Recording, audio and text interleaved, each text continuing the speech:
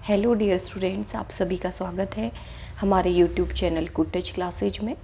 आज हम class 12th का एक इम्पॉर्टेंट यूनिट के बारे में बात करते हैं जो नीट 2024 के लिए बहुत ही ज़्यादा इम्पॉर्टेंट है। तो इस यूनिट का नाम है जेनेटिक्स एंड एवोल्यूशन। चैप्टर का नाम है molecular basis of inheritance. Very most important ये यूनिट है। इससे प्रीवियस ईयर्स में बहुत सारे क्वेश्चंस आए। इस चैप्टर के जो इम्पोर्टेंट टर्म्स हैं नीट एग्ज़ाम 2024 के लिए, उनको हम डिस्कस करेंगे। जितने भी लिविंग ऑर्गेनिज्म होते हैं या जितने भी लिविंग बींग्स होते हैं उनमें 2 न्यूक्लिक एसिड्स पाए जाते हैं। ये 2 न्यूक्लिक एसिड्स हैं डीएनए और RNA. DNA deoxyribose nucleic acid और आरएनए राइबोज न्यूक्लिक एसिड। तो अगर बात करें न्यूक्लिक एसिड की डिस्कवरी के बारे में, तो न्यूक्लिक एसिड की डिस्कवरी 1869 में फ्रेडरिक मेसर ने की थी। इन्होंने न्यूक्लिक एसिड को पस सेल से एक्सट्रैक्ट किया था। पस सेल से इन्होंने न्यूक्लिक एसिड को प्राप्त किया था और फ्रेडरिक मेसर ने न्यूक्लिक एसिड को न्यूक्लिन कहा। जो फ्रेडरिक मेसर ने न्यूक्लिक एसिड को नाम दिया था वो न्यूक्लिन नाम दिया था। फ्रेडरिक मेसर ने न्यूक्लिक एसिड को न्यूक्लिक एसिड नहीं कहा, बल्कि उन्होंने इसको न्यूक्लिन कहा था। न्यूक्लिक एसिड जो टर्म दिया या जो न्यूक्लिक एसिड जो नाम दिया वो 1889 में ऑल्टमैन ने दिया था। फ्रेडरिक मेसर ने ही डीएनए के एसिडिक नेचर के बारे में बताया था। जो फ्रेडरिक मेसर ने कहा कि जो डीएनए है इसका एसिडिक नेचर। जो न्यूक्लिक एसिड्स होते हैं ये न्यूक्लियोटाइड के पॉलीमर्स होते हैं। Nucleic acids are the polymers of nucleotide. हमने कहा था जो लिविंग ऑर्गेनिज्म है उनमें 2 न्यूक्लिक एसिड्स पाए जाते हैं। इनका नाम है डीएनए और आरएनए। अब बात करते हैं डीएनए की। ये तो आप जानते ही हैं कि डीएनए एक जेनेटिक मटेरियल है। डीएनए यूकैरियोट्स के न्यूक्लियस में पाया जाता है। कुछ यूकैरियोट ऑर्गेनेल्स में भी पाया जाता है। जिन यूकैरियोट ऑर्गेनेल में पाया जाता है उनका नाम है प्लास्टिड और माइटोकॉन्ड्रिया। ये पॉइंट बहुत इंपॉर्टेंट है, इसको अच्छी तरीके से ध्यान में रखिएगा। यूकैरियोट्स के अलावा जो डीएनए है वो प्रोकैरियोट्स में भी पाया जाता है। प्रोकैरियोट्स के साइटोप्लाज्म में पाया जाता है। जो प्रोकैरियोट्स हैं उनमें जितने भी ऑर्गेनल्स होते हैं वो मेम्ब्रेन बाउंडेड नहीं होते हैं। सारे के सारे ऑर्गेनल्स साइटोप्लाज्म में ही रहते हैं। इसलिए प्रोकैरियोट्स में जो डीएनए होता है वो भी साइटोप्लाज्म में ही पाया जाता है। 1953 में वॉटसन एंड क्रिक ने डीएनए का डबल हेलिकल स्ट्रक्चर दिया, जिसको डबल हेलिक्स मॉडल भी कहा गया। 1953 में वॉटसन एंड क्रिक ने डीएनए का डबल हेलिक्स स्ट्रक्चर या डबल हेलिकल मॉडल दिया था। लेकिन जो डीएनए को जो नाम दिया गया या जो टर्म डीएनए दिया गया वो वॉटसन एंड क्रिक के द्वारा नहीं दिया गया था। जो टर्म डीएनए है वो जैकेरिस के द्वारा दिया गया था। डीएनए का स्ट्रक्चर वॉटसन एंड क्रिक ने दिया था और जो डीएनए टर्म है या जो डीएनए नाम है वो जैकेरिस के द्वारा दिया गया। अब बात करते हैं अगले न्यूक्लिक एसिड की, जो है आरएनए। आरएनए प्रोटीन का सिंथेसिस करता है और ये साइटोप्लाज्म में पाया जाता है।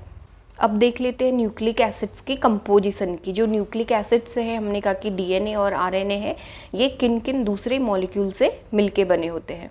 जो न्यूक्लिक एसिड्स हैं या जो डीएनए और आरएनए हैं ये पेंटोज शुगर, नाइट्रोजिनस बेस और फॉस्फेट ग्रुप से मिलके बने रहते हैं।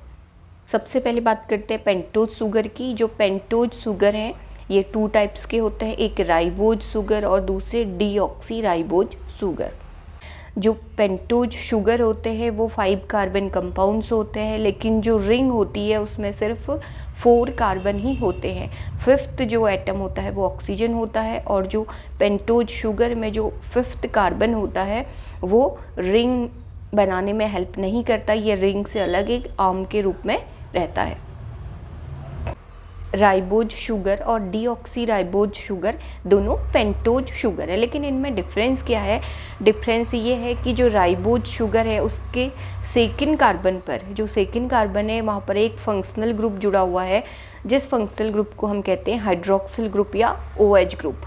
लेकिन अगर बात करें डीऑक्सीराइबोज शुगर की तो जो डीऑक्सीराइबोज शुगर का सेकंड कार्बन है उस पे कोई भी फंक्शनल ग्रुप नहीं पाया जाता है, OH ग्रुप नहीं पाया जाता है। OH ग्रुप की जगह पे हाइड्रोजन पाया जाएगा। तो हमने कहा कि जो राइबोज शुगर है उसमें सेकंड कार्बन में OH हाइड्रोक्सिल फंक्शनल ग्रुप पाया जाता है, और जो डीऑक्सीराइबोज शुगर है उसमें सेकंड कार्बन में सिर्फ हाइड्रोजन एटम पाया जाता है, कोई भी फंक्शनल ग्रुप नहीं पाया जाता है। अब राइबोज शुगर के बारे में कुछ और जान लेते हैं। राइबोज शुगर में 2 फंक्शनल ग्रुप पाए जाते हैं, एक कार्बन सेकंड पर और एक कार्बन थर्ड में। लेकिन जो डीऑक्सीराइबोज शुगर है उसमें सिर्फ एक फंक्शनल ग्रुप पाया जाता है, वो थर्ड कार्बन पे पाया जाता है। सेकंड कार्बन पर हमने बताया था कि सेकंड कार्बन पर सिर्फ हाइड्रोजन एटम होता है। राइबोज शुगर में 2 हाइड्रोक्सिल ग्रुप या OH ग्रुप पाए जाते हैं, जिसके कारण जो ये राइबोज शुगर है ये ज़्यादा रिएक्टिव होता है। और जो डीऑक्सीराइबोज शुगर है उसमें सिर्फ एक ही फंक्शनल ग्रुप पाया जाता है, वो थर्ड कार्बन पे पाया जाता है। तो राइबोज शुगर और डी राइबोज शुगर के अगर रिएक्टिविटी की बात करेंगे तो जो राइबोज शुगर है वो ज़्यादा रिएक्टिव होगा, क्योंकि राइबोज शुगर में फंक्शनल ग्रुप ज़्यादा हैं, 2 फंक्शनल ग्रुप है, एक सेकंड पोजीशन पे और एक थर्ड पोजीशन पे। लेकिन डीऑक्सीराइबोज शुगर में सिर्फ एक फंक्शनल ग्रुप है, वो थर्ड पोजीशन पे, सेकंड पोजीशन पे हाइड्रोजन एटम है। जो राइबोज शुगर होती है वो RNA में पाई जाती है, और जो डीऑक्सीराइबोज शुगर है वो DNA में पाई जाती है। अब देखिए RNA DNA से ज़्यादा रिएक्टिव होता है। RNA DNA से ज़्यादा रिएक्टिव होता है, इसका कारण ये है जो RNA में शुगर होती है, पेंटोज शुगर होती है, जिसके बारे में अभी हमने बात की थी। राइबोज शुगर उसमें 2 हाइड्रोक्सिल ग्रुप या 2 फंक्शनल ग्रुप पाए जाते हैं, सेकेंड कार्बन और थर्ड कार्बन पे। अब बात करते हैं न्यूक्लिक एसिड के अगले कंपोनेंट नाइट्रोजिनस बेस के बारे में। तो जो नाइट्रोजिनस बेस हैं, 2 नाइट्रोजिनस बेस पाए जाते हैं न्यूक्लिक एसिड में। पहला है प्यूरिन और दूसरा है पिरिमिडीन। प्यूरिन बेस कौन कौन से ये तो आप जानते होंगे, 2 प्यूरिन बेस हैं, एक एडेनिन है एक ग्वानिन है। और जो पिरिमिडीन्स हैं वो 3 पिरिमिडीन्स हैं, थायमिन, साइटोसिन और यूरेसिल। यूरेसिल RNA में पाया जाता है। प्यूरिन रिंग में 4 नाइट्रोजन के एटम्स पाए जाते हैं, और इन नाइट्रोजन एटम्स की जो पोजीशन होती है वो फर्स्ट, थर्ड, 7th और 9th पोजीशन होती है। फर्स्ट, थर्ड, 7th और 9th पोजीशन पे प्यूरिन रिंग में नाइट्रोजन एटम्स जुड़े हुए रहते हैं। पिरिमिडीन रिंग में सिर्फ 2 नाइट्रोजन एटम्स होते हैं, और जो इनकी पोजीशन होती है वो फर्स्ट और थर्ड पोजीशन होती है। न्यूक्लिक एसिड के जितने भी कंपोनेंट्स हैं ये आपस में एक दूसरे से जुड़े हुए रहते हैं। तो शुगर से नाइट्रोजिनस बेस भी जुड़े रहते हैं, और शुगर से ही फॉस्फेट ग्रुप भी जुड़ा रहता है। पेंटोज शुगर का फर्स्ट कार्बन है, उससे नाइट्रोजिनस बेस जुड़ते हैं। प्यूरिन्स या पिरिमिडीन्स हमेशा पेंटोज शुगर के फर्स्ट कार्बन से जुड़ते हैं, या हम ये कह सकते हैं कि जो नाइट्रोजिनस बेस हैं वो हमेशा पेंटोज शुगर के फर्स्ट कार्बन से ही जुड़ेंगे। जब पेंटोज शुगर और प्यूरिन के बीच में बॉन्ड फॉर्मेशन होती है तो पेंटोज शुगर का फर्स्ट कार्बन प्यूरिन रिंग के 9th पोजीशन के नाइट्रोजन से बॉन्ड बनाएगा। अब बात करते हैं पेंटोज शुगर और पिरिमिडीन के बीच बॉन्ड फॉर्मेशन की। जब पेंटोज शुगर और पिरिमिडीन में बॉन्ड फॉर्मेशन होती है तो पेंटोज शुगर का पहला कार्बन पिरिमिडीन रिंग के फर्स्ट पोजीशन के नाइट्रोजन से जुड़ता है। हमने आपको बताया था जो पिरिमिडीन है उसमें सिर्फ 2 नाइट्रोजन एटम्स पाए जाते हैं, एक फर्स्ट पोजीशन पे और एक थर्ड पोजीशन पे। तो जो फर्स्ट पोजीशन का नाइट्रोजन है पिरिमिडीन रिंग में वो क्या करेगा, पेंटोज शुगर के पहले कार्बन से जुड़ जाएगा।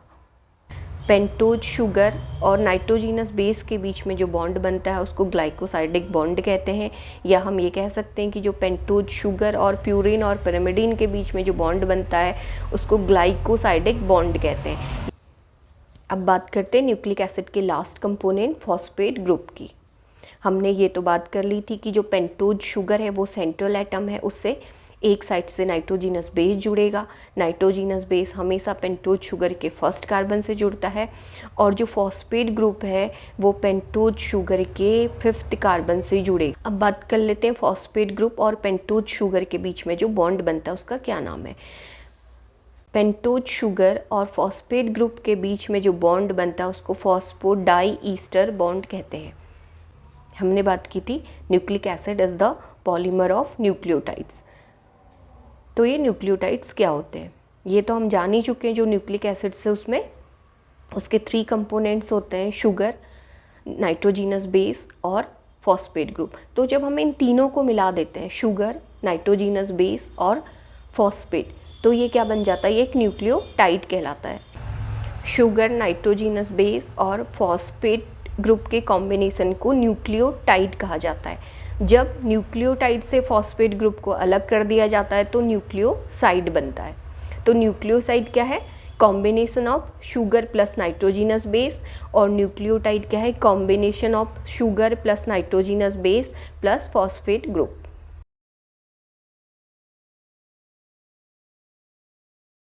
अगर आपको हमारा ये वीडियो यूजफुल लगा हो तो हमारे चैनल कुट्टेज क्लासेज को लाइक, शेयर और सब्सक्राइब करें। थैंक